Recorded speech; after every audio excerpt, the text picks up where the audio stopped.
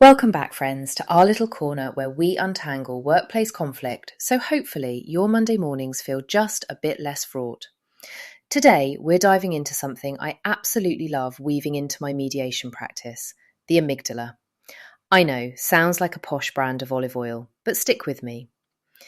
The amygdala sits in the deep centre of your brain, about the shape and size of an almond, actually. Not particularly intimidating, but oh, does it pack a punch. Now, the amygdala is basically our personal security alarm.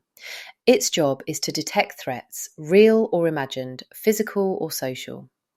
So when you've ever felt your heart racing as you open that ambiguous work email with urgent in the subject line, that's your amygdala clocking in for its shift. It's scanning for trouble, often well before you've had a chance to decide, rationally, if there's any. In neurological terms, we say it's the centre for fear, but honestly, it's more of a general bouncer for emotions, particularly those high drama moments. Let me give you a personal example. When I was first diagnosed with 2 tumours in 2023, my amygdala was on permanent high alert. Every hospital visit, every late night phone ring, my brain was in full threat mode. Sound familiar? Well, I recognise the same in our family business when conflict would flare up over finances or production delays. It wasn't just disagreement, it could be people's amygdalas at play, heartbeats racing, sharp words, tunnel vision. Understanding rationally the pathway to moving forward, credit to rather excellent NHS and my own therapeutic support, helps me breathe through both the medical and the business storms. Funny how once you name the beast, it feels a little less beastly, doesn't it? The amygdala is a specific structure located in the brain's temporal lobe. It looks like a pair of almond shapes and is the primary centre for processing emotions, particularly fear and anxiety. This little hub is more active and develops earlier in life than the more rational thinking managed by the prefrontal cortex, or PFC. Whilst our teenage selves were more prone to emotional and impulsive response, adults usually experience less highs and lows because now the prefrontal cortex is more developed. This region is sometimes called the CEO of the brain.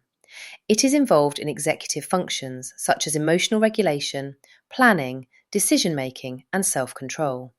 The great news is that it's not all flight or flight from the amygdala acting as our threat detector. The amygdala is also involved in processing pleasure and is influenced by pleasure-related hormones and neurotransmitters, particularly dopamine and oxytocin. It plays a significant role in positive emotions and the brain's reward system. The party-pooping prefrontal cortex is where there's more integrated communication. So whilst we try to regulate this circuit between the amygdala and the prefrontal cortex, we could similarly be trying to achieve the perfect balance in our organisation. So let's pull this brain science into the workplace, right? SMEs are a breeding ground, if you will, for amygdala drama. Studies show, and I won't bore you with the neuroimaging, when people experience a threat at work, say in a heated financial review or when you're blindsided in a team meeting, it's often the amygdala pulling the levers, not your carefully crafted business acumen. And what happens? Often there's an emotional hijack. People snap, misunderstand, or dig in their heels. Escalation, not negotiation. I remember this one joint internal mediation session. 2 directors absolutely at loggerheads over reimbursements. You'd think it was about the money, but really, as soon as we got talking together about stress, their interests, needs, and those instinctive reactions, both of them realised they'd been spending days in fight or flight, literally running on amygdala juice. Meaningful communication had gone AWOL, and instead emotions had kicked in. And once that light bulb flickered on, we shifted into a much calmer conversation. Oh, I'm not just mad at you. I'm mad because my body thinks I'm under attack. Suddenly, a breakthrough. What's promising, and I'll try not to sound like a sales pitch for our workshops here, training leaders to spot their own triggers and to check in with where their responses are coming from, it's a proper game changer. We've talked before about self-awareness and boundaries, in last episode actually, and this is where the rubber really meets the road in conflict moments. If you spot the amygdala at the steering wheel, you can pause rather than crash into someone else's emotional bumper. So what do we do about it? We can't exactly flick our amygdalas off at will. Sadly, there's no app for that yet. But there are things proven to help settle things down. You'll have heard CYME champion the importance of mindfulness and deep breathing. These aren't just wellness fads. They directly signal the amygdala to back off, creating space for clearer thinking.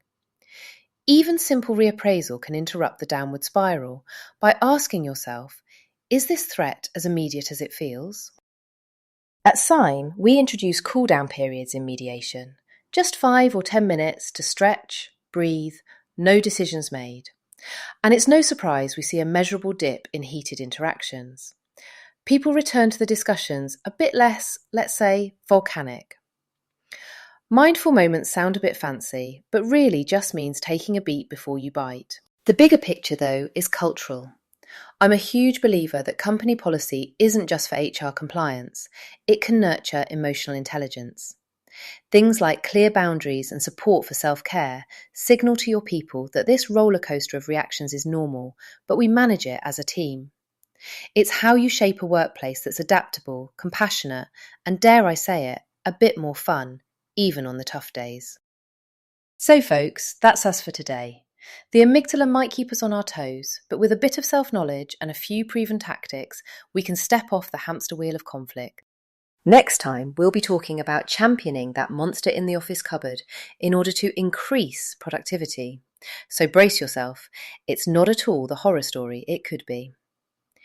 Visit us at www.cyme.co.uk for more information, or why not contact us to share your stories. Until the next show, breathe deep, keep your curiosity sharp, and as always, thanks for listening.